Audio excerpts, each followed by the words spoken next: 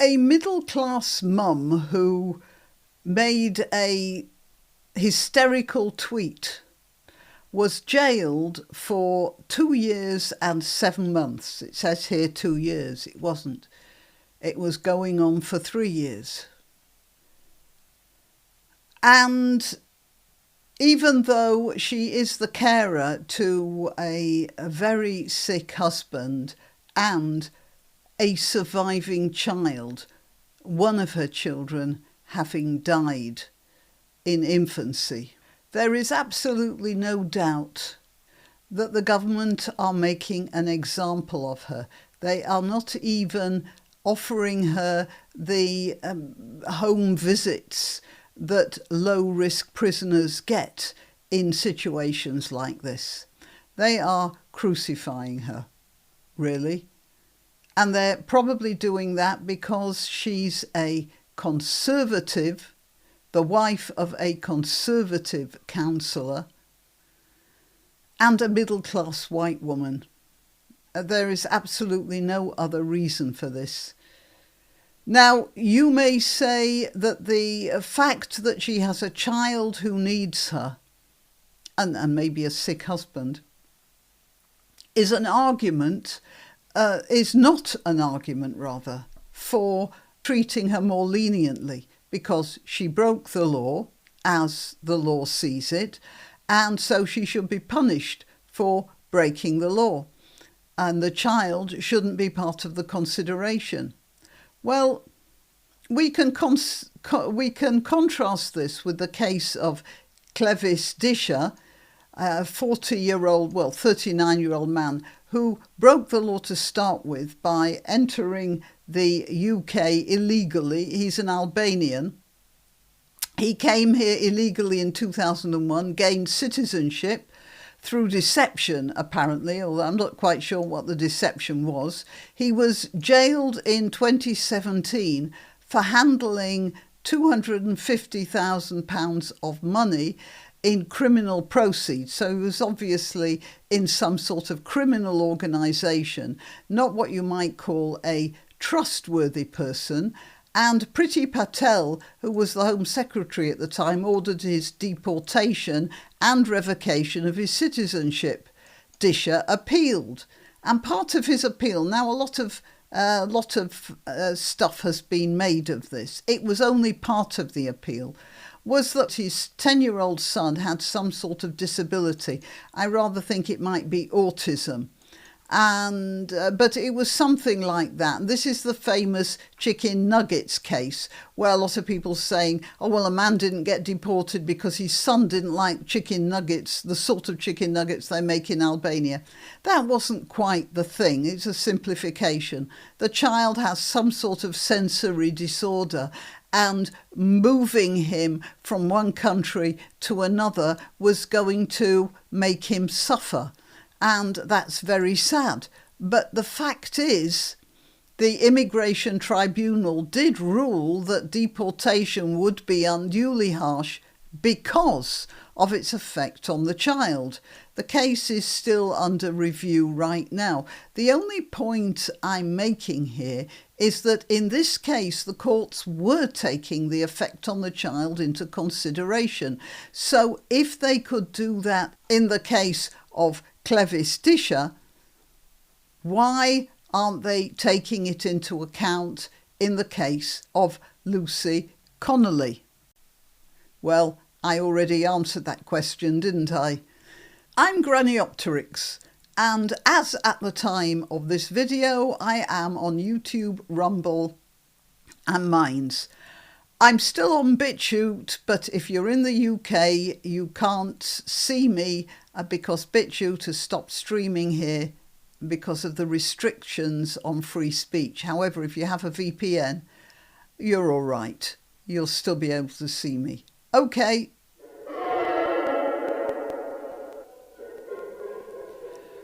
Right, well, so much for chicken nuggets. This is an article by Alison Pearson. I heard the full story of the woman jailed for 2 years for a tweet. Her injustice shames Britain, said Alison Pearson. The problem is that we are already shamed Lucy Connelly is not the only one who's been caught very badly by a justice system that seems to be telling white people to just keep their heads down and shut up. Let's see, what does it say here? I did mark something. Oh yes, lawyers. So what happened?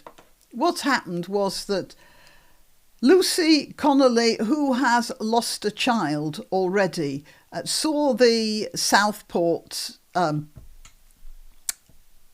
reports of the Southport massacre, was shocked and deeply traumatised, as she was already deeply traumatised by her own bereavement. And she made a tweet which The Guardian described as vile. No, it wasn't vile. It was hysterical. And it was the sort of rush of pointless words that were that you would expect from somebody who'd gone into some sort of a hysterical fit. And any decent legal system would have recognised that. But we don't have a decent legal system right now. We have a bunch of activists in wigs. After taking advice from her solicitor, Lucy pleaded guilty. Big mistake. The solicitor should not be practising anymore. The solicitor should not have advised her to plead guilty. And most people now realise that. And this is going to cause our legal system a lot more trouble now, because a lot more people are going to become a lot more savvy about cooperation. Anyway, after taking advice from Lucy pleaded guilty to the offence of distributing material with the intention of stirring up racial hatred. And that, again, that is ridiculous. She had no intention of doing anything. In fact, she was simply venting. That's absolutely obvious. It wasn't my intention to be racist, Lucy protested. But her initial resolve to fight took a bad knock when a bail application was refused.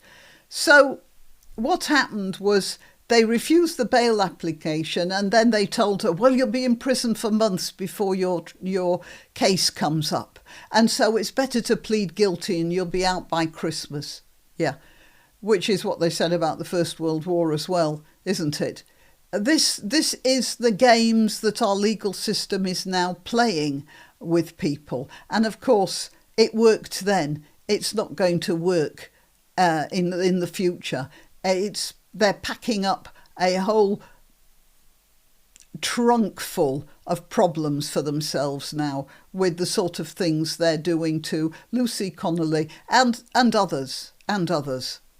Anyway, Alison Pearson, the reporter, says, lawyers I've spoken to say it was an astonishing decision and that there were no substantial grounds for refusing bail. Well, there were no substantial grounds, but we know, technically there were no substantial grounds, but we know there were substantial grounds. That is, the grounds of the state to keep the white population in line, and especially since her husband was a conservative. I mean, this was like their birthdays and Christmas all coming at the same time to the left, wasn't it?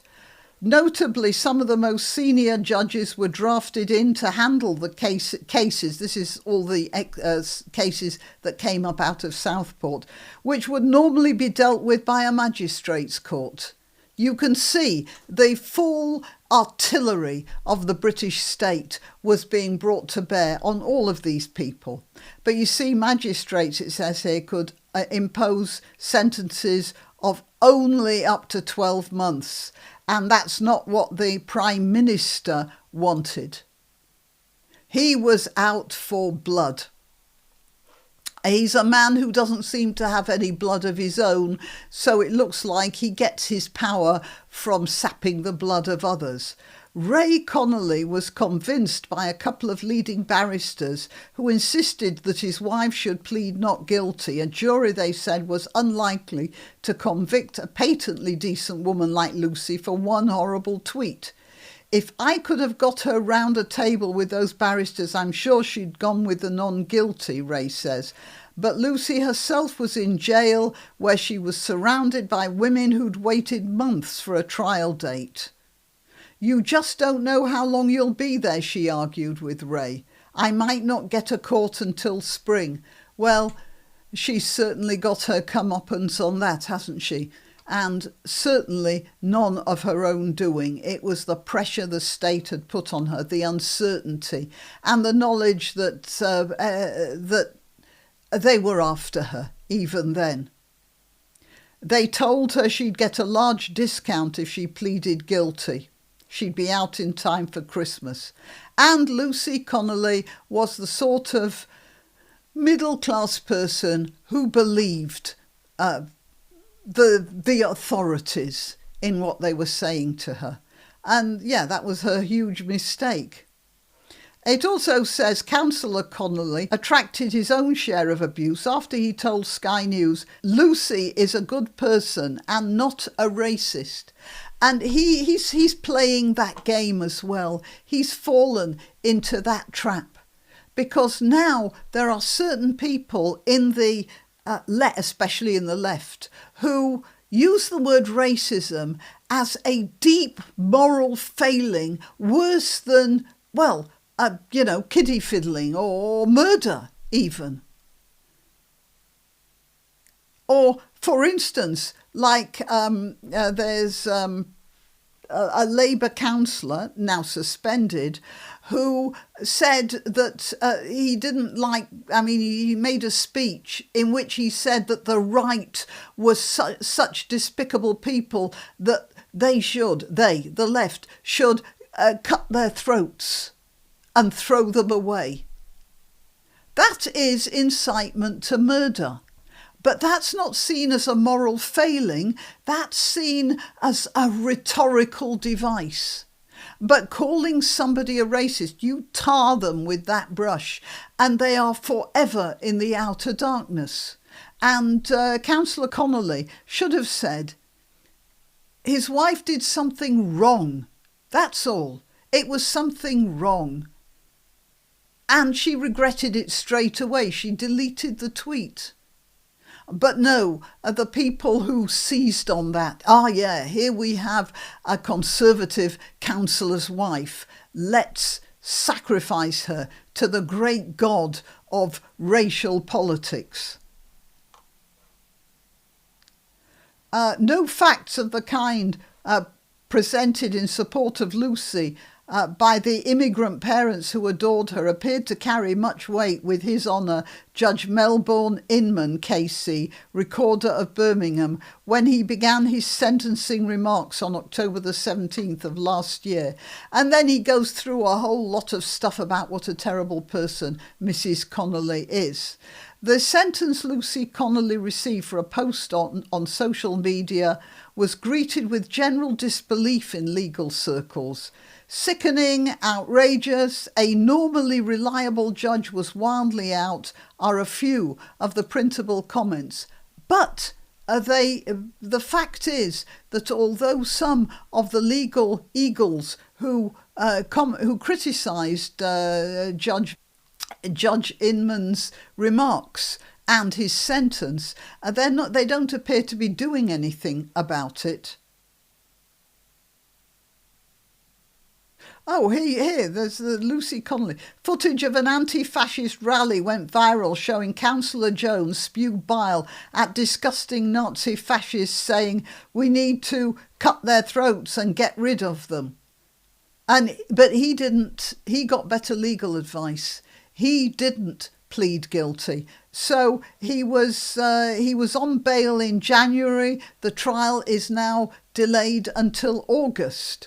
And by which time I think the general left are sort of thinking that maybe he'll be, people will have forgotten about him. Now, they mention here, On a shelf behind him, Mr. Connolly, 3 Lucy Connelly mugs, a gift from a police officer friend whom Ray was worried wouldn't talk to him after Lucy's arrest.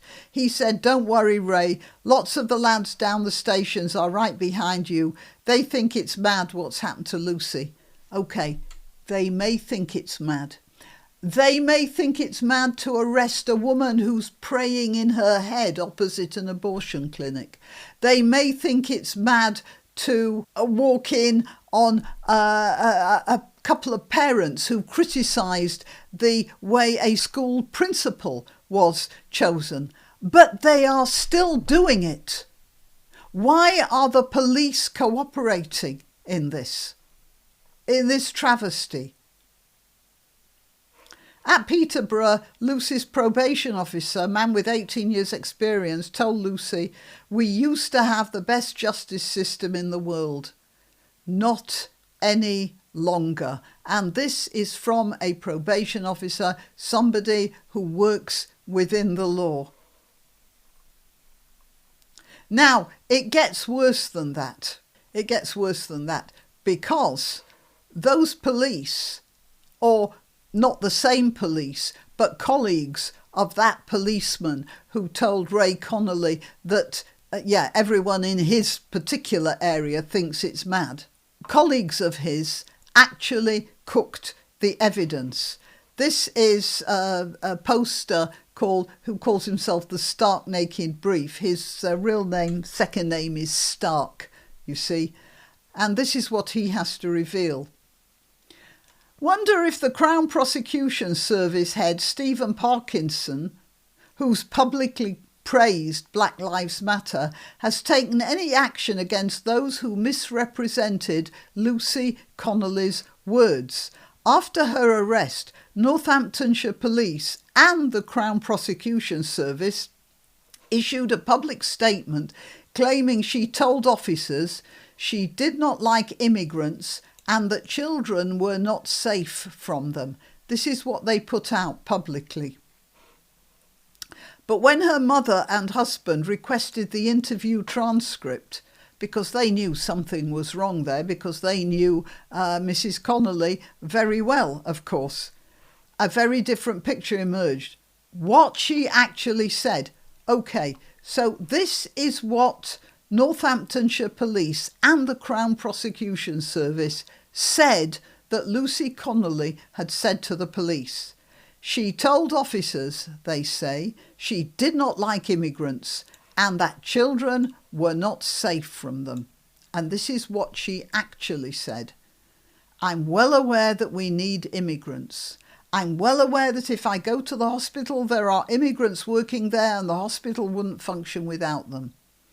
I am also well aware of the difference between legal immigrants and illegal immigrants, and they are not checked, and nor is what they might have done, that is, any crimes, in their country of origin."